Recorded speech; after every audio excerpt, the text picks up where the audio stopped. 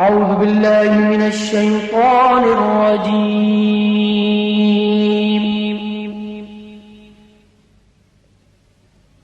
بسم الله الرحمن الرحيم.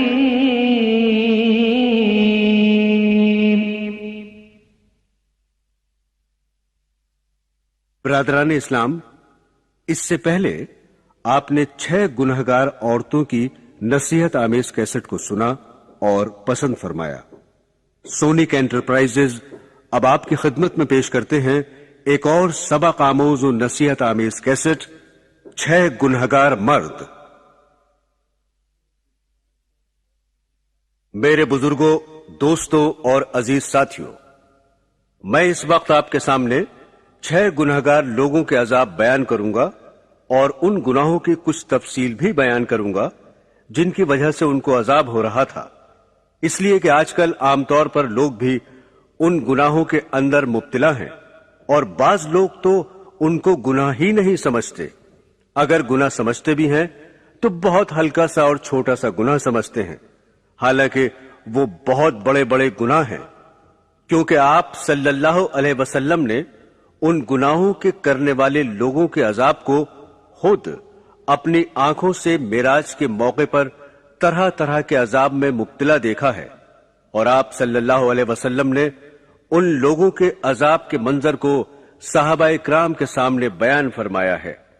یوں تو آپ صلی اللہ علیہ وسلم نے معراج کے اندر اور بہت سے منظر دیکھے ہیں اور صحابہ اکرام کے سامنے آپ صلی اللہ علیہ وسلم نے بیان کیے ہیں، لیکن میں اس وقت آپ کے سامنے صرف 6 گنہگار لوگوں کے عذاب کے منظر کو بیان کروں گا.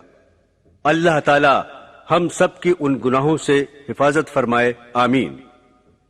ایک منظر تو آپ صلی اللہ علیہ وسلم نے یہ دیکھا جس کے بارے میں آپ صلی اللہ علیہ وسلم نے ارشاد فرمایا کہ میں ایسے لوگوں پر گزرا جن کے تانبے کے ناخن تھے، اور ان تانبے کے ناخنوں سے وہ لوگ اپنے ہی چہروں کو چھیل رہے تھے اور کبھی ان ناخنوں سے اپنے ہی سینوں کو چھیل رہے ہیں. میرے دوستو، یہ عذاب آپ صلی اللہ علیہ وسلم نے اپنی آنکھوں سے دیکھا. کتنا تکلیف دہ عذاب ہے کہ اپنے ہی ناخنوں سے اپنے ہی چہروں اور سینوں کو چھیلنا اور بار بار انہیں زخموں کو چھیلتے رہنا. اللہ تعالی ہم سب کی حفاظت فرمائے. دوسرا منظر یہ ہے جس کے بارے میں آپ صلی اللہ علیہ وسلم نے فرمایا، مجھے کچھ ایسے لوگ بھی ملے جن کے پیٹ اتنے بڑے بڑے تھے جیسے انسانوں کے رہنے کے گھر ہوتے ہیں، اور ان کے ان پیٹوں میں سانپ تھے جو باہر سے نظر آ رہے تھے. اور ایک روایت میں ہے کہ ایک خون کی نہر بھی دیکھی جس میں آدمی غوطہ کھاتا ہے، اور جب وہ کنارے کے قریب آنا چاہتا ہے تو ایک فرشتہ جو کنارے پر کھڑا ہے اس کے منہ پر اتنی زور سے پتھر مارتا ہے کہ وہ پھر دوبارہ اپنی جگہ پہنچ جاتا ہے، اور یہ سلسلہ مستقل جاری ہے. دیکھیے میرے دوستو، کتنا سخت عذاب ہے کہ پیٹ میں سانپوں کا گھسنا اور ان کا کاٹنا اور خون کی نہر میں غوطہ کھانا، پتھروں کا مارا جانا، کتنا سخت عذاب ہے. اللہ تعالی ہماری حفاظت فرمائے، آمین. تیسرا منظر یہ ہے جس کے بارے میں آپ صلی اللہ علیہ وسلم نے یہ فرمایا کہ کچھ لوگ ہیں جن کے سر پتھر سے کچلے جا رہے ہیں. ہر بار سر ٹھیک ہو جاتے ہیں اور پھر کچلے جاتے ہیں، اور یہ سلسلہ مستقل جاری ہے. بتائیے میرے دوستو، یہ بھی کتنا سخت عذاب ہے. یوں تو میں نے کہہ دیا اور آپ نے سن لیا، لیکن ذرا سوچئے کہ اگر کوئی ہماری ایک انگلی ہی کو پتھر سے کچلے اور پھر اسی انگلی کو بار بار کچلے تو ذرا سوچو کہ کتنا درد ہوگا. اور وہاں تو سر کچلا جا رہا ہے، تو بتائیے کتنی تکلیف ہوگی. اللہ پاک ہم سب کی حفاظت فرمائے. چوتھا منظر یہ ہے جس کے بارے میں آپ صلی اللہ علیہ وسلم نے فرمایا کہ میں کچھ اور آگے چلا تو کچھ اور لوگوں کو دیکھا کہ ان کے ہونٹ اونٹ کی طرح بڑے بڑے ہیں، اور فرشتے ان کے منہ کو پھاڑ پھاڑ کر زبردستی ان کے منہ میں گوشت ٹھونس رہے ہیں جو ان کے پائخانے کے راستے سے نکل رہا ہے، اور وہ چیخ رہے ہیں، چلا رہے ہیں، لیکن ان کی کوئی سنائی نہیں ہو رہی ہے. पांचवा मंजर ये है जिसके बारे में हुजूर अक़दस सल्लल्लाहु अलैहि वसल्लम ने फरमाया, मैं ऐसे लोगों पर भी गुजरा जिनकी खालें आग की कैंचियों से काटी जा रही थीं। कितना दर्दनाक अजाब है, अल्लाह हिफाजत फरमाए। छठा मंजर यह है जिसके बारे में सरकार दो आलम सल्लल्लाहु अलैहि वसल्लम ने यह फरमाया कि कुछ लोगों को मैंने इस तरह भी देखा कि उनके बदन पर फटे हुए कपड़े लिपट रहे हैं और ऊंट बैल की तरह चल रहे हैं और भूख की शिद्दत की वजह से जहन्नम के कांटेदार दरख्त और पत्थर खा रहे हैं। अल्लाह ताला हमारी इन सब अजाबों से हिफाजत फरमाए। मेरे दोस्तों, इन सब अजाबों से हम सब की हिफाजत हो सकती है, लेकिन उसी वक्त जब हम उन गुनाहों को छोड़ देंगे जिनकी वजह से ये अजाब हो रहे थे। अब हम आपको सरकारे दो जहां की जुबानी उन अजाबों की वजह बताते हैं जिनकी वजह से ये नाजिल हो रहे थे। पहला अजाब जो आपने सुना, जिसमें हुजूर पाक सल्लल्लाहु अलैहि वसल्लम ने यह फरमाया कि मैं ऐसे लोगों पर गुजरा जिनके तांबे के नाखून थे और उन तांबे के नाखूनों से वो लोग अपने ही चेहरों को छील रहे थे और कभी उन नाखूनों से अपने ही सीनों को छील रहे थे। हुजूर पाक सल्लल्लाहु अलैहि वसल्लम फरमाते हैं कि मैंने जिब्राईल अलैहिस्सलाम से मालूम किया कि ये कौन लोग हैं, तो हजरत जिब्राईल अलैहिस्सलाम ने जवाब दिया कि ये वो लोग हैं जो लोगों का गोश्त खाते थे, यानी उनकी गीबत किया करते थे और उनकी इज्जतों पर हाथ डालते थे। मेरे मोहतरम बुजुर्गों और दोस्तों, जरा हम इसका जायजा लें कि यह गीबत करने का गुनाह आजकल कितना आम हो गया है। कोई मजलिस इससे खाली नहीं, कोई गुफ्तगू इससे खाली नहीं। यह एक ऐसी मुसीबत है जो हमारी मजलिसों पर और हमारे मुआशरे पर छा गई है। हुजूर अक़दस सल्लल्लाहु अलैहि वसल्लम ने इस पर बड़ी सख्त वईदें बयान फरमाई हैं और कुरान करीम में गीबत के लिए इतने संगीन अल्फाज इस्तेमाल किए गए हैं कि शायद किसी और गुनाह के लिए इतने संगीन अल्फाज इस्तेमाल नहीं किए। चुनाचे कुरान हकीम कहता है कि एक दूसरे की गीबत मत करो, क्योंकि ये ऐसा बुरा अमल है जैसे अपने मरे हुए भाई का गोश्त खाना। क्या तुम में से कोई इसको पसंद करता है कि अपने मरे हुए भाई का गोश्त खाए? तुम इसको बहुत बुरा समझते हो। लिहाजा जब तुम इस अमल को बुरा समझते हो तो गीबत को भी बुरा समझो। इस पर जरा गौर करें कि इसमें गीबत की कितनी बुराई बयान फरमाई है। एक तो इंसान का गोश्त खाना, और इंसान भी कौन सा? अपना भाई, और भाई भी जिंदा नहीं बल्कि मुर्दा। अपने मुर्दा भाई का गोश्त खाना जितना संगीन है उतना ही दूसरे की गीबत करना संगीन और खतरनाक है। आजकल तो कुछ लोग ऐसे हो गए हैं कि वो गीबत को गुनाह ही नहीं समझते, और कुछ लोग ऐसे भी हैं कि गीबत कर रहे हैं और सुन रहे हैं, लेकिन वो ये समझते हैं कि ये गीबत ही नहीं, हालांकि वो गीबत है। मेरे दोस्तों, गीबत किसे कहते हैं? गीबत कहते हैं किसी दूसरे के पीठ पीछे उसकी ऐसी बुराई बयान करना जिसके बयान करने को वो नापसंद समझता है और वो बुराई उसके अंदर मौजूद हो, झूठ ना हो, तो ये गीबत शुमार होगी। हदीस में आता है कि एक सहाबी ने हुजूर अक़दस सल्लल्लाहु अलैहि वसल्लम से सवाल किया, या रसूल अल्लाह, गीबत क्या होती है? तो आप सल्लल्लाहु अलैहि वसल्लम ने जवाब में फरमाया, अपने भाई का उसके पीठ पीछे ऐसे अंदाज में जिक्र करना जिसको वो नापसंद करता हो। यानी अगर उसको पता चले कि मेरा जिक्र इस तरह उस मजलिस में किया गया था तो उसको तकलीफ हो, तो ये गीबत है। उन सहाबी ने फिर सवाल किया कि अगर मेरे भाई के अंदर वो खराबी मौजूद हो जो मैं बयान कर रहा हूं, तो आप सल्लल्लाहु अलैहि वसल्लम ने जवाब में फरमाया कि अगर वो खराबी मौजूद है तब वो गीबत है, और अगर वो खराबी उसके अंदर मौजूद नहीं है और तुम झूठ कह रहे हो तो फिर ये गीबत नहीं बल्कि ये बुहतान बन जाएगा और दूसरा गुनाह हो जाएगा। और बाज लोग तो गीबत को दुरुस्त बनाने के लिए ये कहते हैं कि मैं गीबत नहीं कर रहा हूं, मैं तो उसके मुंह पर यह बात साफ साफ कह सकता हूं। याद रखो, चाहे तुम वो बात उसके मुंह पर कहते हो या ना कहते हो, वो हर हालत में गीबत है और ये गुनाह कबीरा है। और ये ऐसा ही बड़ा गुनाह है जैसे शराब पीना, ڈاکہ ڈالنا، بدکاری کرنا گناہ کبیرہ ہیں، دونوں میں کوئی فرق نہیں، وہ بھی حرام ہے، یہ بھی حرام ہے، بلکہ غیبت کا گناہ ان گناہوں سے زیادہ سنگین ہے، اس لیے کہ غیبت کا تعلق حقوق العباد سے ہے، اس لیے خدا کے لیے اس کا اہتمام کریں کہ نہ غیبت کریں اور نہ غیبت سنیں، اور جس مجلس میں غیبت ہو رہی ہو اس میں بات چیت کا رخ بدلنے کی کوشش کریں، ورنہ اس مجلس سے اٹھ کر چلے جائیں، اس لیے کہ غیبت کرنا بھی حرام ہے اور سننا بھی حرام ہے۔ ایک حدیث میں حضور اقدس صلی اللہ علیہ وسلم نے فرمایا کہ جو لوگ غیبت کرنے والے ہوں گے انہوں نے بظاہر دنیا میں بڑے اچھے اعمال کیے ہوں گے، نمازیں پڑھیں، روزے رکھے اور دوسری عبادتیں کی، لیکن جس وقت وہ پل صراط پر سے گزرنا چاہیں گے، آپ حضرات جانتے ہیں کہ پل صراط کیا ہے؟ پل صراط ایک پل ہے جو جہنم کے اوپر سے گزرتا ہے اور ہر انسان کو اس پر سے گزرنا ہے۔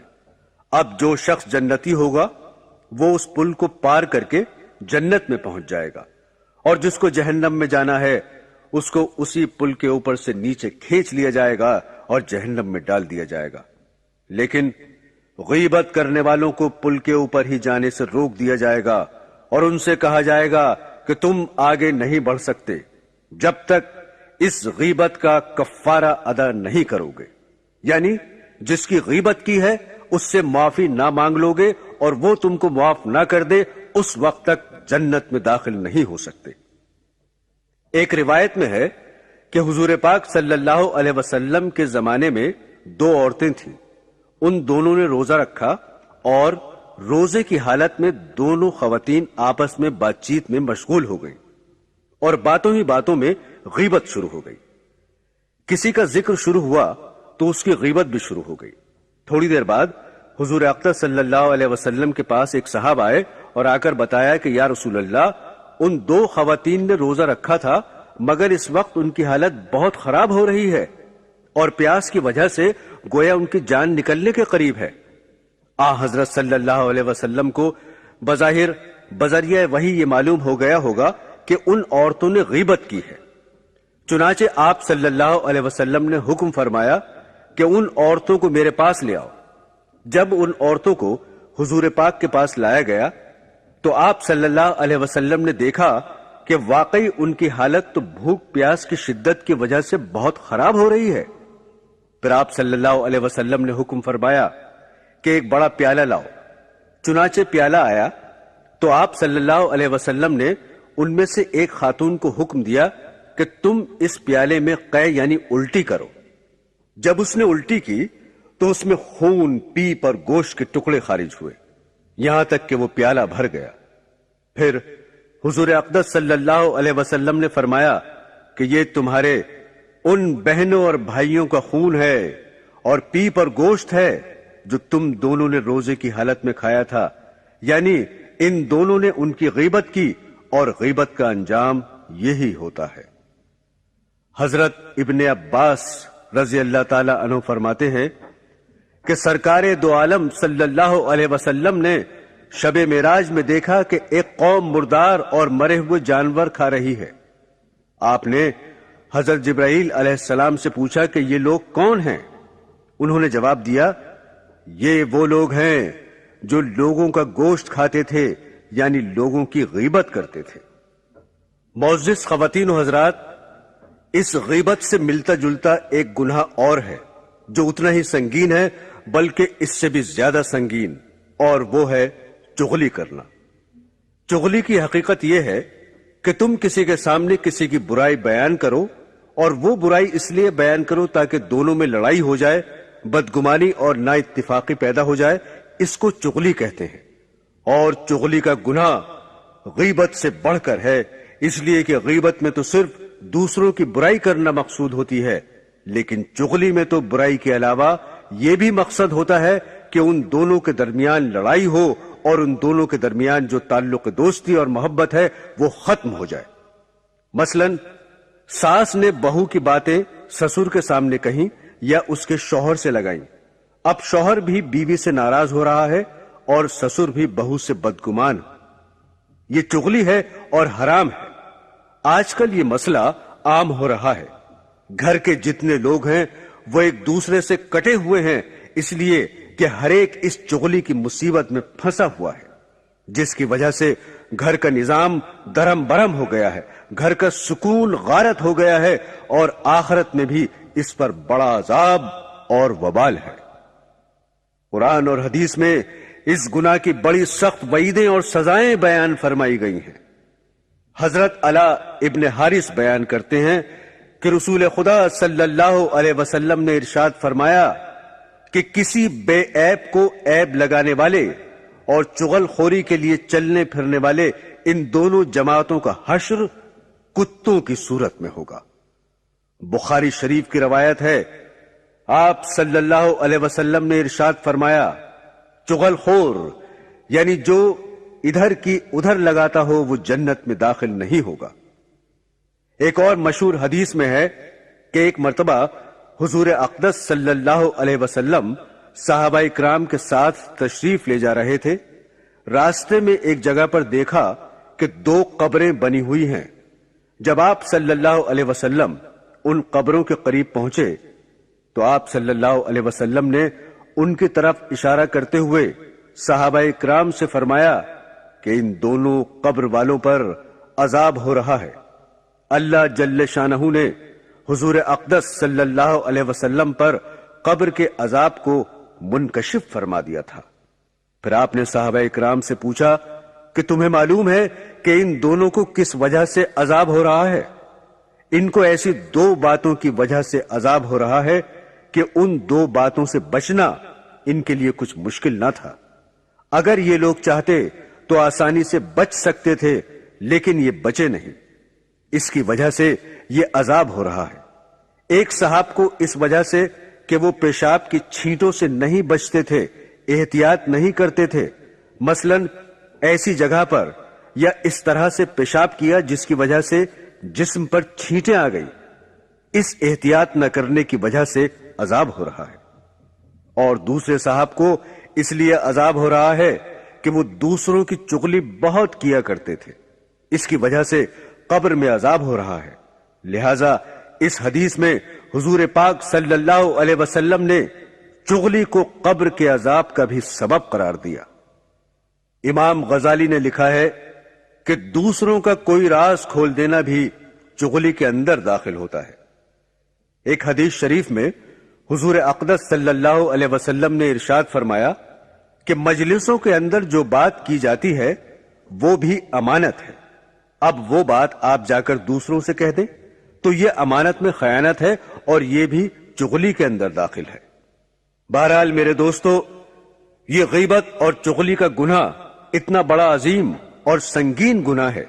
اس کی سنگینی آپ نے احادیث کے اندر سنی، لیکن جتنا سنگین ہے آج اتنی ہی اس کی طرف سے لاپرواہی اور غفلت برتی جا رہی ہے۔ مجلسیں ان سے بھری ہوئی ہیں، زبان قینچی کی طرح چلتی ہے، رکنے کا نام ہی نہیں لیتی۔ خدا کے لیے اس کو لگام دو اور اس کو قابو میں رکھو اور اس کو اللہ اور اللہ کے رسول کے حکم کے مطابق چلاؤ، ورنہ اس کا انجام یہ ہے کہ اس کی وجہ سے گھر کے گھر تباہ ہو رہے ہیں، آپس میں نا اتفاقیاں ہو رہی ہیں، فتنے، فساد، دشمنی، خدا جانے کتنی خرابیوں کا ذریعہ ہے، اور آخرت میں تو جو عذاب اس کی وجہ سے ہونے والا ہے وہ تو اپنی جگہ ہے ہی۔ میرے دوستو، اب اس منظر کی تفصیل سنیے جس کو دوسرے نمبر پر بیان کیا گیا۔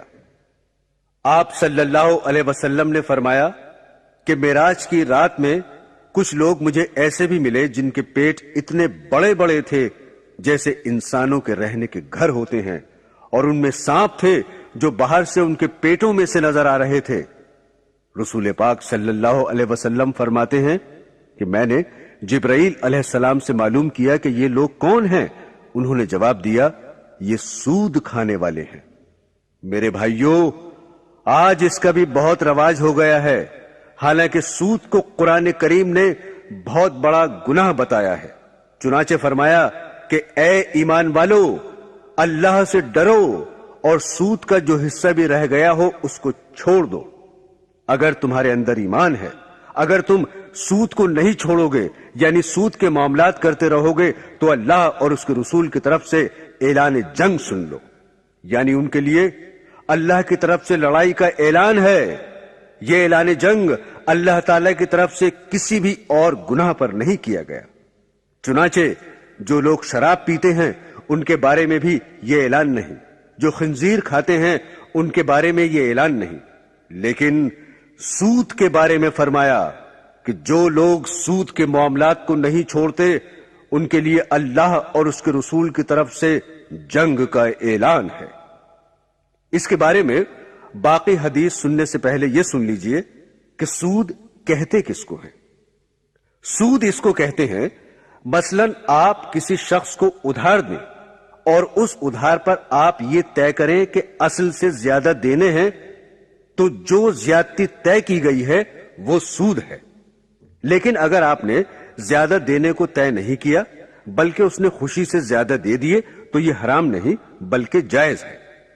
بہرحال سود وہ زیادتی ہے جو پہلے طے کی جائے اور اسی کو حدیث میں گناہ کبیرہ فرمایا گیا ہے۔ بخاری شریف کی حدیث میں حضرت ابو ہریرہ رضی اللہ تعالیٰ عنہ فرماتے ہیں کہ سود کھانا ان گناہ کبیرہ میں سے ہے جو ہلاک کرنے والے ہیں۔ مسلم شریف کی روایت ہے، حضرت ابن مسعود فرماتے ہیں کہ رسول اللہ صلی اللہ علیہ وسلم نے فرمایا، سود کھانے والے پر اور سود کھلانے والے پر دونوں پر خدا کی لعنت ہو۔ حضرت عبداللہ ابن ابی اوفہ رضی اللہ تعالیٰ عنہ فرماتے ہیں کہ رسول اکرم صلی اللہ علیہ وسلم نے فرمایا، جو لوگ صرافہ کرتے ہیں یعنی سونے اور چاندی کی خرید و فروخت کرتے ہیں اور اس میں احتیاط نہیں کرتے، چاندی کے بدلے میں زائد چاندی اور سونے کے بدلے میں زائد سونا لیتے ہیں، ان کو دوزخ میں پہنچنے کی خبر دی ہے۔ اور حضرت ابو ہریرہ رضی اللہ تعالیٰ عنہ فرماتے ہیں کہ رسول خدا صلی اللہ علیہ وسلم نے فرمایا، 4 شخصوں کے متعلق اللہ تعالیٰ پر یہ حق ہے کہ ان کو جنت میں داخل نہ کرے اور جنت کی لذتوں سے ان کو محروم رکھے۔ نمبر 1 ہمیشہ شراب پینے والا، نمبر 2 یتیم کا مال کھانے والا، نمبر 3 ماں باپ کا نافرمان، اور نمبر 4 سود کھانے والا۔ حضرت ابن عباس رضی اللہ تعالی عنہ روایت کرتے ہیں کہ سرکار دو عالم صلی اللہ علیہ وسلم نے فرمایا، جب زنا اور سود کسی بستی میں جاری ہو جاتا ہے تو بستی والوں پر اللہ کا عذاب حلال ہو جاتا ہے۔ مسلم شریف کی روایت ہے، حضرت جابر رضی اللہ تعالیٰ عنہ فرماتے ہیں کہ حضور صلی اللہ علیہ وسلم نے ارشاد فرمایا، سود کھانے والے، سود کھلانے والے، کاتب اور گواہ سب برابر ہیں، خدا سب پر لعنت کرے۔ اور آج کل اس سود کا لین دین اتنا بڑھ گیا ہے اور اتنا وسیع ہو گیا ہے کہ تقریباً ہر ملک میں اور ملک کے کونے کونے میں پھیل گیا ہے، جس کی وجہ سے بہت سے مسلمان بھی کسی لالچ کی وجہ سے یا مجبور ہو کر اس کا لین دین کرتے ہیں۔ لیکن مسلمان یاد رکھیں کہ اس ہمہ گیری کا مطلب یہ نہیں کہ مسلمان اس مجبوری کا سہارا لے کر اتنی بڑی لعنت سے بے پرواہ ہو جائیں اور ان کے دلوں میں ذرہ برابر بھی کھٹک پیدا نہ ہو کہ وہ کتنی بڑی حرام چیز میں مبتلا ہیں۔ البتہ بینک میں اپنی رقم یا امانت رکھنا حفاظت کے لیے، صرف مقصد حفاظت ہو نہ کہ سود لینا، تو اس کو علماء نے جائز کہا ہے۔ لیکن بینکوں میں رکھی ہوئی رقم پر جو سود ملتا ہے اس کا کھانا حرام ہے۔ سود کو بینک میں سے تو نکال لیا جائے، وہاں نہ چھوڑا جائے، اور وہاں سے نکال کر غریب لوگوں میں بغیر ثواب کی نیت کے تقسیم کر دینا چاہیے۔ اگر اس کو اپنے خرچے میں لائیں گے تو بربادی کا سبب ہوگا۔ حضرت ابن مسعود فرماتے ہیں کہ رسول کریم صلی اللہ علیہ وسلم نے فرمایا، سود سے حاصل ہونے والا مال خواہ کتنا ہی زیادہ ہو، آخر کار اس میں کمی یعنی بے برکتی آ جاتی ہے۔ تفسیر ابن کثیر میں ہے، حضرت ابن عباس رضی اللہ تعالیٰ عنہ فرماتے ہیں کہ سود خور سے قیامت کے دن کہا جائے گا کہ اپنے ہتھیار لے لے اور خدا سے لڑنے کے لیے تیار ہو جا۔ آپ صلی اللہ علیہ وسلم فرماتے ہیں کہ امام وقت پر فرض ہے کہ سود خور لوگ جو اسے نہ چھوڑیں ان سے توبہ کرائے، اور اگر نہ کریں تو ان کی گردن مار دے۔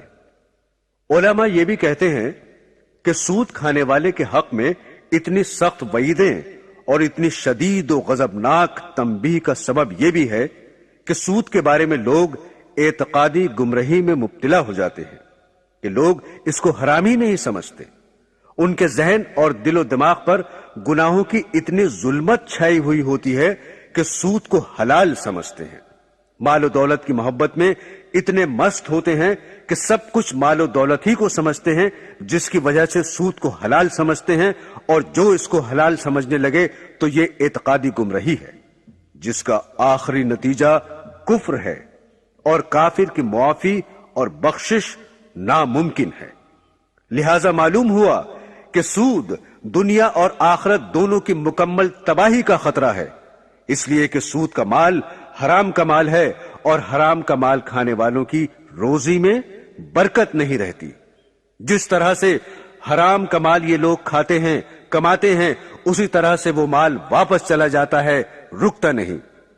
وہ مال صرف انسان کا دل بہلانے کے لیے ہوتا ہے، اس مال کو دیکھ کر وہ دل ہی دل میں خوش ہوتا ہے، لیکن یہ خوشی اس کی ہمیشہ کی نہیں ہوتی، چند دنوں کے لیے ہوتی ہے، اور وہ بھی دنیا ہی میں ہوتی ہے۔ آخرت تو اس کی برباد ہو جاتی ہے۔ اور دنیا میں سود کا مال بڑھتا ہوا نظر تو آتا ہے، مگر وہ بڑھنا ایسا ہے کہ جیسے کسی انسان کا بدن ورم سے بڑھ جائے۔ ورم کی زیادتی بھی تو بدن کی زیادتی ہے، مگر کوئی سمجھدار انسان اس زیادتی کو پسند نہیں کرتا، کیونکہ وہ جانتا ہے کہ یہ زیادتی نقصان دہ ہے۔ اسی طرح سود خور کا مال کتنا ہی بڑھ جائے مگر مال کے فائدے یعنی راحت اور عزت سے ہمیشہ محروم رہتا ہے۔ بہرحال میرے دوستو، اسلام کی یہ اٹل حقیقت ہے کہ سود حرام ہے، ہر فرد کے لیے، ہر طبقے کے لیے، ہر زمانے کے لیے، اور گناہ کبیرہ ہے، اور ایسا عظیم گناہ ہے جو معاف نہیں کیا جا سکتا۔ رسول اقدس صلی اللہ علیہ وسلم نے حضرت عوف رضی اللہ تعالی عنہ سے فرمایا کہ ان گناہوں سے بچو جو معاف نہیں کیے جاتے۔ ان میں سے ایک مال غنیمت کی چوری اور دوسرے سود کھانا۔ ایک اور حدیث ہے، رسول مقبول صلی اللہ علیہ وسلم نے ارشاد فرمایا کہ معراج کی شب میں نے ایک خون کی نہر بھی دیکھی، اس میں ایک آدمی غوطے کھا رہا تھا۔ جب وہ کنارے پر آتا تھا تو ایک آدمی جو کنارے پر کھڑا تھا اس کے منہ پر پتھر مار کر پھر دھکیل دیتا تھا، اور یہ سلسلہ برابر جاری تھا۔ میں نے جبرائیل علیہ السلام سے کہا کہ یہ شخص کون ہے؟ تو انہوں نے کہا کہ یہ آپ کی امت کا سود خور ہے۔ اللہ تعالی ہم سب کو سود جیسے سنگین گناہ سے محفوظ فرمائے، آمین۔ میرے عزیز دوستو، تیسرے نمبر پر جو عذاب بیان کیا گیا، اب اس کے بارے میں سنیے کہ وہ کن لوگوں کو ہو رہا تھا۔ اللہ کے رسول صلی اللہ علیہ وسلم نے عذاب یہ بیان کیا کہ کچھ لوگ تھے جن کے سر پتھر سے کچلے جا رہے تھے۔ کچلے جانے کے بعد پھر وہ ایسے ہی ٹھیک ہو جاتے تھے جیسے پہلے تھے، اسی طرح سلسلہ جاری ہے، ختم نہیں ہوتا۔ آپ صلی اللہ علیہ وسلم نے حضرت جبرائیل علیہ السلام سے پوچھا کہ یہ کون لوگ ہیں؟ انہوں نے جواب دیا کہ یہ وہ لوگ ہیں جو نماز میں سستی کرنے والے ہیں اور سوتے رہ جاتے ہیں۔ عزیزان گرامی، آج کل اس اہم ترین عبادت جو ایمان کے بعد سب سے پہلا فرض ہے اور قیامت میں سب سے پہلے اسی کا حساب کتاب ہوگا، اس میں بھی نہایت غفلت اور لاپرواہی برتی جا رہی ہے۔ حالانکہ حدیث کی کتابوں میں نماز نہ پڑھنے پر بہت سخت عذاب بیان کیے گئے ہیں۔ برادران اسلام، جس طرح نماز پڑھنے پر اللہ تعالی کی طرف سے نعمتوں کی اور بڑے بڑے اجر و ثواب کی بارش ہوتی ہے، جس کو رسول پاک صلی اللہ علیہ وسلم نے احادیث میں خوب تفصیل سے بیان کیا ہے، اسی طرح جو لوگ نماز کی پابندی نہیں کرتے اس کی طرف دھیان نہیں دیتے، نماز سے لاپرواہی برتتے ہیں اور بغیر کسی معقول عذر کے نماز جیسی اہم عبادت کو چھوڑ دیتے ہیں، ان کے بارے میں بڑی بڑی سزائیں احادیث میں بیان کی گئی ہیں۔ حضور اقدس صلی اللہ علیہ وسلم کا ارشاد ہے کہ نماز کا چھوڑنا آدمی کو کفر سے ملا دیتا ہے۔ اس قسم کا بیان اور کئی حدیثوں میں آیا ہے۔ نبی کریم صلی اللہ علیہ وسلم کا ارشاد ہے کہ جو شخص 2 نمازوں کو بلا کسی عذر کے ایک وقت میں پڑھے، وہ بڑے گناہوں کے دروازے میں سے ایک دروازے پر پہنچ گیا۔ بہت سے لوگ جو اپنے کو دیندار بھی سمجھتے ہیں اور گویا نماز کے پابند بھی سمجھے جاتے ہیں، وہ کئی نمازیں معمولی بہانے سے، سفر کا ہو، دکان کا ہو، ملازمت کا ہو، گھر آ کر اکٹھی ہی پڑھ لیتے ہیں۔ یہ گناہ کبیرہ ہے کہ بلا کسی عذر کے نماز کو اپنے وقت پر نہ پڑھا جائے، حالانکہ بالکل نماز نہ پڑھنے کے برابر گناہ نہیں، لیکن بے وقت پڑھنے کا بھی سخت گناہ ہے۔ حضرت علی فرماتے ہیں کہ حضور صلی اللہ علیہ وسلم نے ارشاد فرمایا کہ 3 چیزوں میں تاخیر نہ کرو: 1 نماز جب اس کا وقت ہو جائے، 2 جنازہ جب تیار ہو جائے، 3 بے نکاحی عورت جب اس کے جوڑ کا شوہر مل جائے۔ حضور اقدس صلی اللہ علیہ وسلم کا ارشاد ہے کہ جس شخص کی ایک نماز بھی چھوٹ گئی وہ ایسا ہے گویا اس کے گھر کے لوگ، مال و دولت سب کچھ چھین لیا گیا ہو۔ نماز کا چھوٹنا اکثر یا تو بال بچوں کی وجہ سے ہوتا ہے کہ ان کی خیر خبر میں مشغول رہے، یا مال و دولت کمانے کے لالچ میں نماز چھوٹ جاتی ہے۔ اور اللہ کے رسول کا ارشاد ہے کہ نماز کا چھوڑنا انجام کے اعتبار سے ایسا ہی ہے گویا بال بچے اور مال و دولت سب چھین لیا گیا ہو اور اکیلا کھڑا رہ گیا ہو، یعنی جتنا نقصان اور ٹوٹا مال و دولت کے برباد ہونے میں ہے اتنا ہی نماز کے چھوڑنے میں ہے، یا جس قدر رنج اور افسوس مال و دولت کے برباد ہونے میں ہونا چاہیے اتنا ہی افسوس اور صدمہ نماز کے چھوٹنے پر ہونا چاہیے۔ لیکن لوگ ذرا اپنا جائزہ لیں اور سوچیں کہ اگر سارا مال و دولت لٹ جائے، چھن جائے یا برباد ہو جائے تو ظاہر بات ہے کہ بہت افسوس اور غم ہوگا، راتوں کی نیندیں اڑ جائیں گی، اور اگر نماز چھوٹ جائے تو کوئی غم نہیں، کوئی افسوس، کوئی فکر کی بات نہیں۔ اللہ کے سچے رسول صلی اللہ علیہ وسلم کے ارشاد کا لوگوں کے اوپر کوئی اثر نہیں۔ لوگ حضور صلی اللہ علیہ وسلم کے سچے ہونے کا دعویٰ بھی اپنی زبانوں سے کرتے ہیں، مگر ان کے پاک ارشاد کا کوئی اثر نہیں، کوئی یقین نہیں۔ اللہ حفاظت فرمائے۔ حضرت عبداللہ ابن عمر رضی اللہ تعالیٰ عنہ فرماتے ہیں کہ ایک مرتبہ نبی اکرم صلی اللہ علیہ وسلم نے نماز کا ذکر فرمایا اور اس میں یہ ارشاد فرمایا کہ جو شخص نماز کا اہتمام کرے، یعنی نماز پابندی سے پڑھے، تو نماز اس کے لیے قیامت کے دن نور ہوگی اور حساب پیش ہونے کے وقت حجت ہوگی اور رہائی کا سبب ہوگی، اور جو شخص نماز کی پابندی نہیں کرتا اس کے لیے قیامت کے دن نہ نور ہوگا، نہ اس کے پاس کوئی دلیل ہوگی اور نہ رہائی کا کوئی ذریعہ ہوگا، اور وہ قیامت کے دن فرعون، حامان اور ابی ابن خلف کے ساتھ ہوگا، یعنی ان تینوں کے ساتھ بے نمازی کو عذاب دیا جائے گا۔ فرعون کو تو ہر شخص جانتا ہے کہ کتنا بڑا کافر تھا، حتیٰ کہ اس نے یہ کہا تھا کہ میں ہی خدا ہوں، اور حامان اس کے وزیر کا نام تھا، اور ابی ابن خلف مکہ کے کافروں میں بڑا سخت ترین مسلمانوں کا دشمن تھا۔ یہ رسول پاک صلی اللہ علیہ وسلم سے کہا کرتا تھا کہ میں نے ایک گھوڑا پالا ہے، اس کو بہت کچھ کھلاتا پلاتا ہوں، اس پر سوار ہو کر نعوذ باللہ تم کو قتل کروں گا۔ اس کے جواب میں ایک مرتبہ حضور پاک صلی اللہ علیہ وسلم نے اس سے یہ کہا تھا کہ انشاءاللہ میں ہی تجھ کو قتل کروں گا۔ چنانچہ احد کی لڑائی میں یہ حضور اقدس صلی اللہ علیہ وسلم کو تلاش کرتا پھر رہا تھا اور کہتا تھا کہ اگر وہ آج بچ گئے تو پھر میری خیر نہیں۔ چنانچہ آپ صلی اللہ علیہ وسلم پر حملے کے ارادے سے آپ کے قریب پہنچ گیا۔ صحابہ اکرام رضی اللہ تعالی عنہما نے ارادہ بھی کیا کہ اس کو دور ہی سے قتل کر دے، مگر حضور اکرم صلی اللہ علیہ وسلم نے ارشاد فرمایا کہ آنے دو۔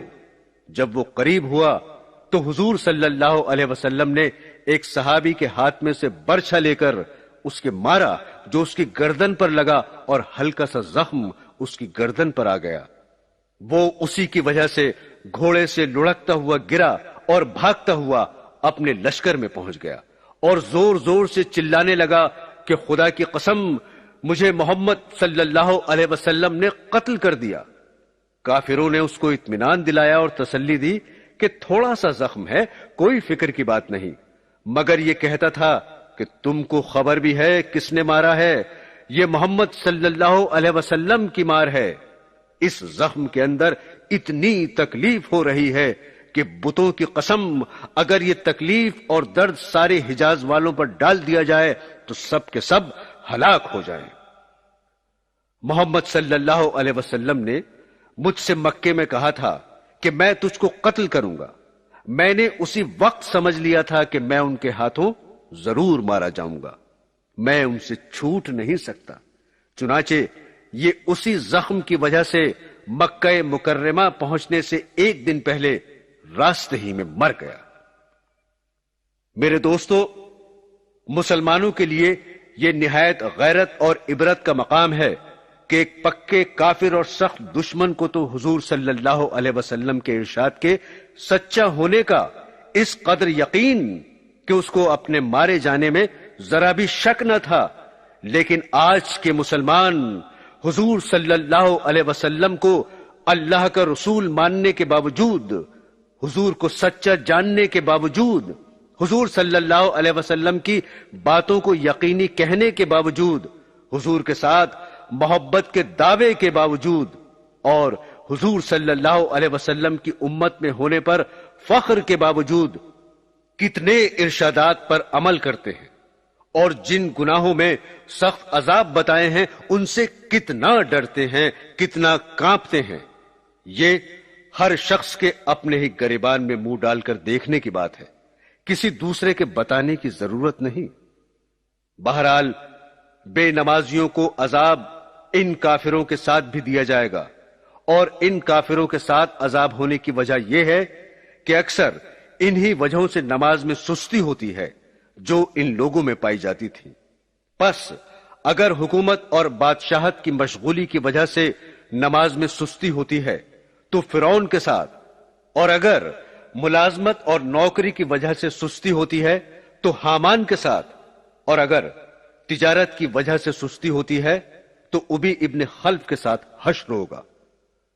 ایک اور حدیث میں آیا ہے، حضرت عباد رضی اللہ تعالیٰ عنہ فرماتے ہیں کہ مجھے میرے محبوب حضور اقدس صلی اللہ علیہ وسلم نے 7 نصیحتیں کی، جن میں سے 4 یہ ہیں کہ تم اللہ تعالیٰ کے ساتھ کسی کو شریک نہ کرو، دوسرے یہ کہ تم جان بوجھ کر نماز نہ چھوڑو، جو جان کر نماز چھوڑ دے وہ مذہب سے نکل جاتا ہے، تیسری یہ کہ اللہ تعالیٰ کی نافرمانی نہ کرو، اس سے حق تعالیٰ ناراض ہو جاتے ہیں، چوتھی یہ کہ شراب نہ پیو کہ یہ ساری خطاؤں کی جڑ ہے۔ ایک دوسری حدیث میں حضرت ابو دردہ رضی اللہ تعالیٰ عنہ بھی اسی جیسا مضمون بیان فرماتے ہیں کہ مجھے میرے محبوب صلی اللہ علیہ وسلم نے وصیت فرمائی کہ اللہ کا شریک کسی کو نہ کرنا، خواہ تیرے ٹکڑے ٹکڑے کر دیے جائیں یا آگ میں جلا دیا جائے۔ دوسری، نماز جان کر نہ چھوڑنا، جو شخص جان بوجھ کر نماز چھوڑتا ہے اس سے اللہ تعالیٰ بری ذمہ ہے۔ تیسری، شراب نہ پینا کہ ہر برائی اسی سے پیدا ہوتی ہے۔ ایک حدیث میں ہے کہ جو شخص نماز کی پابندی کرتا ہے اللہ تعالیٰ 5 طرح سے اس کا اکرام اور اعزاز فرماتے ہیں۔ نمبر 1، اس پر سے روزی کی تنگی ہٹا دی جاتی ہے۔ نمبر 2، اس پر سے قبر کا عذاب ہٹا دیا جاتا ہے۔ نمبر 3، قیامت کے دن اس کے اعمال نامے سیدھے ہاتھ میں دیے جائیں گے۔ یہ علامت ہے اس بات کی کہ یہ لوگ جنتی ہوں گے۔ نمبر 4، پل صراط پر سے بجلی کی طرح گزر جائے گا۔ نمبر 5، یہ حساب کتاب سے محفوظ رہے گا۔ اور جو شخص نماز میں سستی کرتا ہے، اس کو پابندی سے ادا نہیں کرتا، اس کو 15 طرح سے عذاب ہوتا ہے۔ 5 عذاب دنیا میں، 3 موت کے وقت، 3 قبر میں، اور 3 قبر سے نکلنے کے بعد۔ دنیا میں 5 عذاب تو اس طرح ہوتے ہیں۔ نمبر 1، اس کی زندگی میں برکت نہیں رہتی۔ نمبر 2، نیک لوگوں کا سا نور اس کے چہرے سے ہٹا دیا جاتا ہے۔ نمبر 3، اس کو اپنے نیک کاموں پر ثواب نہیں ملتا۔ نمبر 4، اس کی دعائیں قبول نہیں ہوتی۔ نمبر 5، بزرگوں کی دعاؤں میں بھی اس کا حصہ نہیں رہتا۔ اور موت کے وقت کے 3 عذاب یہ ہیں۔ نمبر 1، وہ ذلیل ہو کر مرتا ہے۔ نمبر 2، بھوکا مرتا ہے۔ نمبر 3، پیاس کی شدت میں موت آتی ہے، اگر سمندر بھی پی لے تو پیاس نہیں بجھتی۔ اور قبر میں 3 عذاب یہ ہوتے ہیں۔ اس کی قبر اتنی تنگ ہو جاتی ہے کہ پسلیاں ایک دوسرے میں گھس جاتی ہیں۔ قبر میں آگ جلا دی جاتی ہے۔ قبر میں ایک سانپ اس پر ایسی شکل کا مسلط ہوتا ہے جس کی آنکھیں آگ کی ہوتی ہیں اور ناخن لوہے کے اتنے لمبے کہ ایک دن پورا چل کر ان کے ختم تک نہ پہنچا جائے۔ اس کی آواز بجلی کی کڑک کی طرح ہوتی ہے۔ وہ یہ کہتا ہے کہ مجھے میرے رب نے تجھ پر مسلط کیا ہے کہ تجھے صبح کی نماز چھوڑنے کی وجہ سے سورج کے نکلنے تک مارے جاؤں، اور ظہر کی نماز ضائع کرنے کی وجہ سے عصر تک مارے جاؤں، اور پھر عصر کی نماز ضائع کرنے کی وجہ سے مغرب تک، اور مغرب کی نماز ضائع کرنے کی وجہ سے عشاء تک، اور عشاء کی نماز ضائع کرنے کی وجہ سے صبح تک مارے جاؤں۔ جب وہ ایک دفعہ اس کو مارتا ہے تو اس کی وجہ سے وہ مردہ 70 ہاتھ زمین میں دھنس جاتا ہے۔ اسی طرح قیامت تک اس کو عذاب ہوتا رہے گا۔ اور قبر سے نکلنے کے بعد کے 3 عذاب یہ ہیں۔ 1، حساب سختی سے کیا جائے گا۔ دوسرے، حق تعالیٰ کا اس پر غصہ ہوگا۔ تیسرے، جہنم میں داخل کر دیا جائے گا۔ عزیزان گرامی، ایک واقعہ سنیے۔ ایک عورت کا انتقال ہو گیا تھا۔ اس کا بھائی دفن میں شریک تھا۔ اتفاق سے دفن کرتے ہوئے بھائی کی کوئی چیز قبر میں گر گئی۔ اس وقت خیال نہیں آیا، بعد میں یاد آئی تو بہت رنج ہوا۔ اس نے چپکے سے قبر کھول کر اسے نکالنے کا ارادہ کیا۔ جب قبر کو کھولا تو وہ آگ کے شعلوں سے بھر رہی تھی۔ روتا ہوا ماں کے پاس آیا اور حال بیان کیا اور پوچھا یہ کیا بات ہے؟ ماں نے بتایا کہ وہ نماز میں سستی کرتی تھی اور قضا کر دیتی تھی۔ ایک حدیث میں ہے، جان بوجھ کر بغیر کسی عذر کے نماز چھوڑنے والوں کی طرف اللہ تعالیٰ قیامت میں توجہ نہیں فرمائیں گے اور دکھ دینے والا عذاب اس کو دیا جائے گا۔ میرے دوستو، بڑے سخت عذاب ہیں۔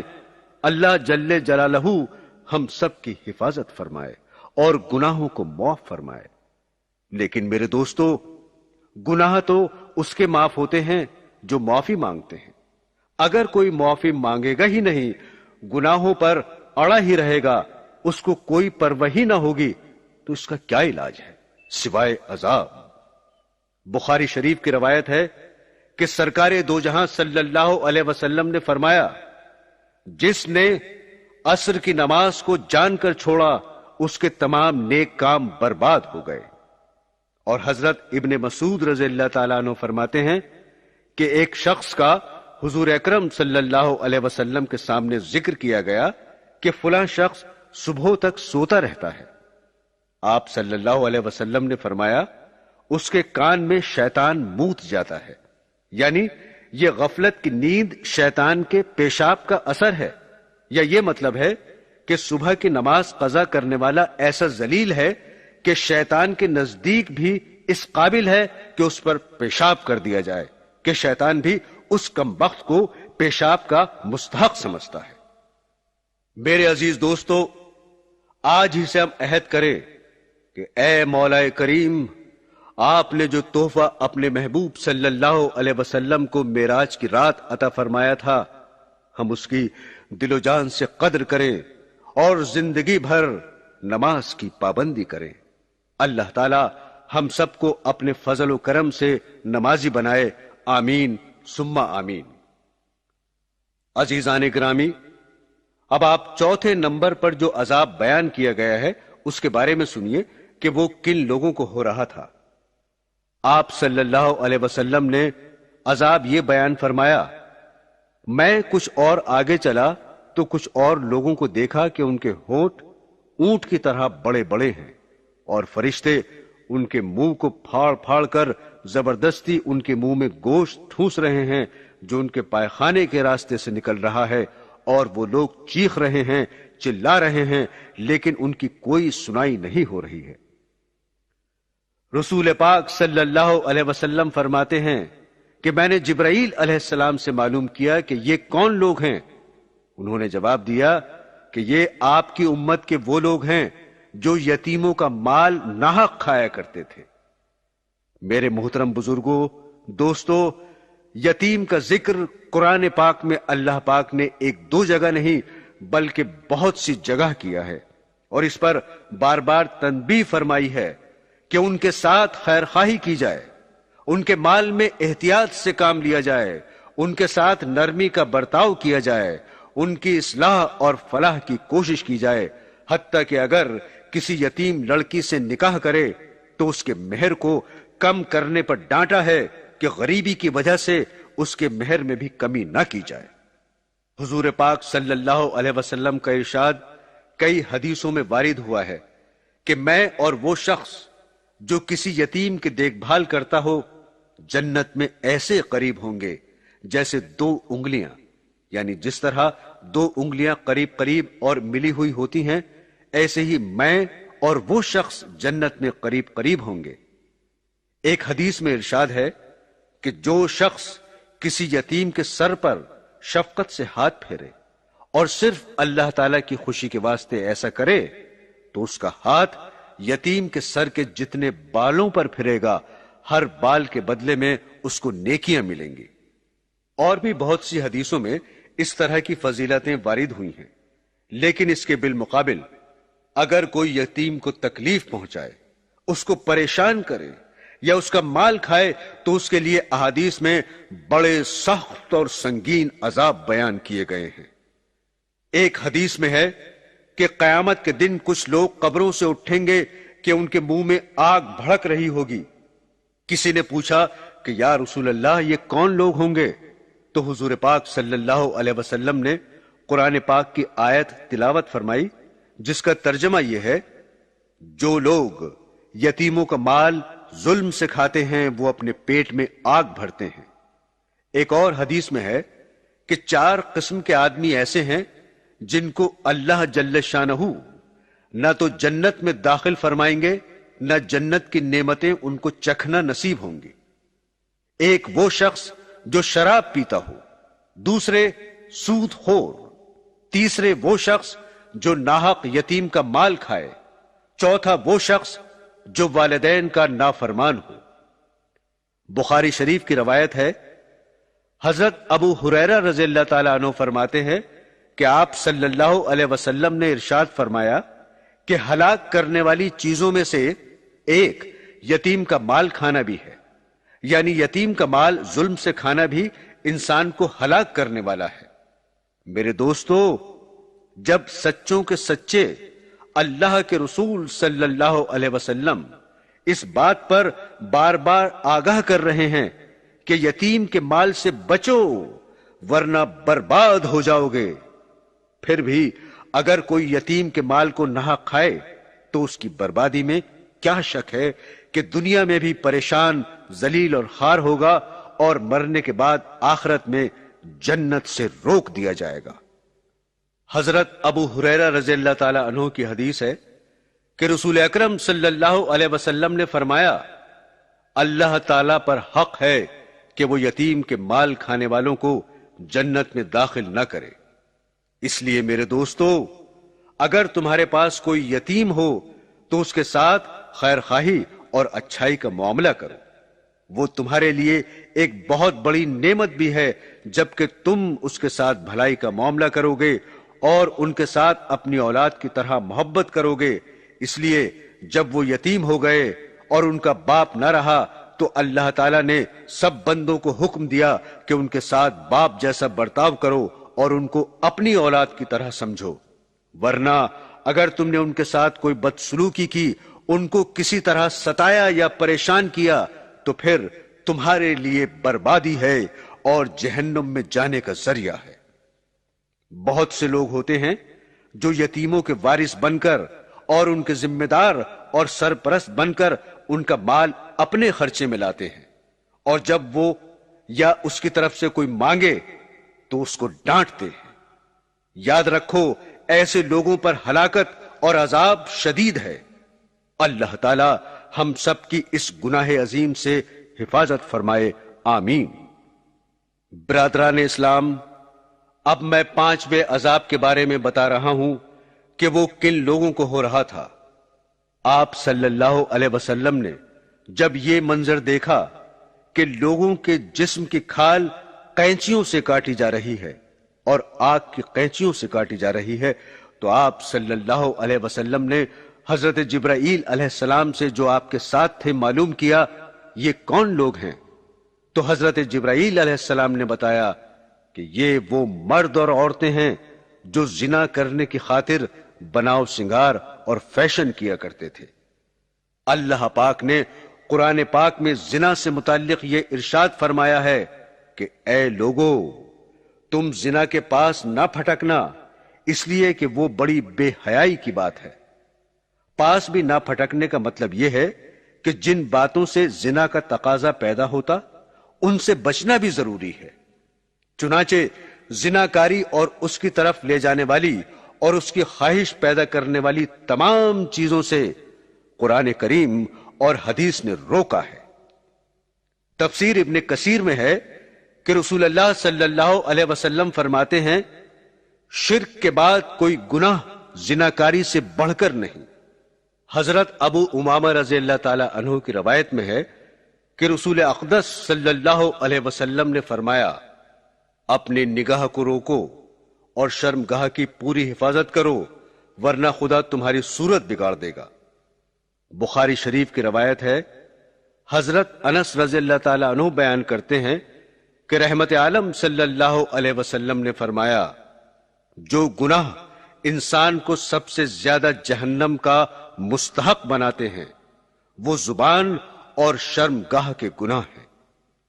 نسائی شریف کی روایت ہے کہ آپ صلی اللہ علیہ وسلم نے فرمایا، جس نے زنا کیا یا شراب پی یا چوری کی تو اس نے اسلام کی رسی اپنی گردن سے نکال دی۔ حضرت عثمان نبی کریم صلی اللہ علیہ وسلم سے روایت کرتے ہیں کہ آپ صلی اللہ علیہ وسلم نے فرمایا، آدھی رات کو آسمان کا دروازہ کھولا جاتا ہے اور ایک پکارنے والا پکارتا ہے کہ کوئی دعا کرنے والا ہے جو اس کی دعا قبول کی جائے۔ پھر ہر مسلمان کی دعا قبول کی جاتی ہے اگر وہ مانگتا ہے، سوائے زناکار کے جو اپنی شرمگاہ کی کمائی کھاتی پھرتی ہے۔ ایک اور حدیث میں ہے کہ آپ صلی اللہ علیہ وسلم نے فرمایا، زانیوں کے منہ جہنم کی آگ سے جلائے جائیں گے، آگ سے ان کے منہ بھڑکتے ہوئے ہوں گے۔ حضرت ابن عمر رضی اللہ تعالی عنہ کی حدیث میں ہے کہ رسول اللہ صلی اللہ علیہ وسلم نے فرمایا، زنا سے غریبی اور محتاجگی پیدا ہوتی ہے۔ بخاری شریف کی روایت ہے کہ رسالت مآب صلی اللہ علیہ وسلم نے خواب میں دیکھا کہ لوگ ایک تندور میں عذاب دیے جا رہے ہیں جو آگ کے شعلوں کے ساتھ بلند ہوتے ہیں اور تندور کے منہ تک آ جاتے ہیں۔ جب آگ نیچی ہوتی ہے تو وہ بھی نیچے گر جاتے ہیں۔ اس جہنم کے کانٹے دار درخت اور پتھر کھا رہے تھے۔ آپ صلی اللہ علیہ وسلم نے حضرت جبرائیل علیہ السلام سے معلوم کیا تو انہوں نے بتایا کہ یہ وہ لوگ ہیں جو اپنے مالوں کی زکوٰۃ نہیں دیتے تھے۔ میرے دوستو، اگر آج ہم اس چیز کی تحقیق کریں تو بہت سے مسلمان ایسے ملیں گے جو زکوٰۃ ادا نہیں کرتے اور مال کی محبت کے نشے میں ان کو اس کا احساس ہی نہیں کہ ہمارے اوپر ایک اہم فریضہ بھی ہے جس کے ادا کرنے سے دنیا کے اور آخرت کے بہت سے فائدے بھی ہیں جن کو احادیث میں تفصیل سے بیان کیا گیا ہے۔ میرے دوستو، زکوٰۃ نہ دینے والوں میں سے بعض لوگوں کو اس طرح بھی عذاب ہوگا جس کو حضور پاک صلی اللہ علیہ وسلم نے اس طرح فرمایا ہے کہ جس شخص کو اللہ تعالیٰ نے مال دیا ہو اور وہ اس کی زکوٰۃ ادا نہ کرتا ہو تو وہ مال قیامت کے دن ایک ایسا سانپ بنا دیا جائے گا جو گنجا ہوگا اور اس کی آنکھوں پر 2 سیاہ نقطے ہوں گے۔ پھر وہ سانپ اس کی گردن میں توق کی طرح ڈال دیا جائے گا جو اس کے دونوں جبڑوں کو پکڑ لے گا اور کہے گا کہ میں تیرا مال ہوں، تیرا خزانہ ہوں۔ اس کے بعد حضور پاک صلی اللہ علیہ وسلم نے قرآن پاک کی یہ آیت پڑھی جس کا ترجمہ یہ ہے کہ وہ لوگ جو ایسی چیز کے خرچ کرنے میں بخل کرتے ہیں جو ان کو اللہ جل شانہ نے صرف اپنے فضل سے دی ہے، وہ ہرگز یہ خیال نہ کریں کہ بخل کرنا ان کے لیے اچھا کام ہے، ہرگز نہیں، بلکہ یہ کام ان کے لیے بہت برا ہوگا، اس لیے کہ وہ لوگ قیامت کے دن طوق پہنائے جائیں گے اس مال کا جس کے ساتھ بخل کیا، یعنی سانپ بنا کر ان کی گردنوں میں ڈال دیا جائے گا۔ حضرت ابو ہریرہ رضی اللہ تعالی عنہ سے روایت ہے کہ رسول اللہ صلی اللہ علیہ وسلم نے فرمایا، جو شخص سونے چاندی کی زکوٰۃ ادا نہیں کرتا تو اس کے مال کی تختیاں بنا کر قیامت میں اس شخص کی پیشانی اور پہلوؤں کو داغ دیا جائے گا۔ جب یہ تختیاں ٹھنڈی ہو جائیں گی تو گرم کر لیا جائے گا اور قیامت کے 50,000 برس والے پورے دن میں اس کو یہی عذاب ہوتا رہے گا۔ اس لیے میرے بزرگوں، میرے دوستو، یہ ٹھان لو کہ زکوٰۃ پوری ادا کریں گے ورنہ دنیا اور آخرت میں پریشانی کا سبب ہے۔ اور میرے دوستو، ذرا تم یہ سوچو کہ جو کچھ مال دولت تم اس دنیا میں حاصل کرتے ہو، چاہے تجارت کے ذریعے حاصل کرتے ہو، چاہے ملازمت کے ذریعے حاصل کرتے ہو، چاہے کاشتکاری کے ذریعے حاصل کرتے ہو یا کسی اور ذریعے سے حاصل کرتے ہو، ذرا غور کرو کہ وہ مال کہاں سے آ رہا ہے۔ کیا تمہارے اندر طاقت تھی کہ تم اپنے بازو کے زور سے وہ مال جمع کر سکتے تھے؟ یہ تو اللہ تعالیٰ کا بنایا ہوا حکیمانہ نظام ہے کہ وہ اپنے اس نظام کے ذریعے تم کو مال و دولت دے رہا ہے۔ سب کچھ اللہ تعالیٰ ہی کا دیا ہوا ہے، ہم خود اللہ کے ہیں، ہمارا دماغ، عقل، ذہن، ہاتھ، پیر، آنکھ، کان، سب کچھ اسی کا دیا ہوا ہے۔ اگر وہ نہ دیتا ہم کہاں سے کما لیتے؟ تو سب کچھ اللہ ہی کا ہے، لیکن اس کا کرم ہے کہ سب کچھ اس کا ہوتے ہوئے بھی وہ صرف 2.5% مانگتا ہے، اور وہ بھی اپنے لیے نہیں۔ اس کو کیا ضرورت ہے ہمارے مال کی؟ زمین اس کی، آسمان اس کا، چاند سورج اس کے، زمین کے خزانوں کا وہ مالک، تو اسے ہمارے مال کی کیا ضرورت؟ وہ تو غنی ہے۔ اس لیے اللہ تعالی ہم سب کو زکوٰۃ ادا کرنے کی توفیق عطا فرمائے، آمین ثم آمین۔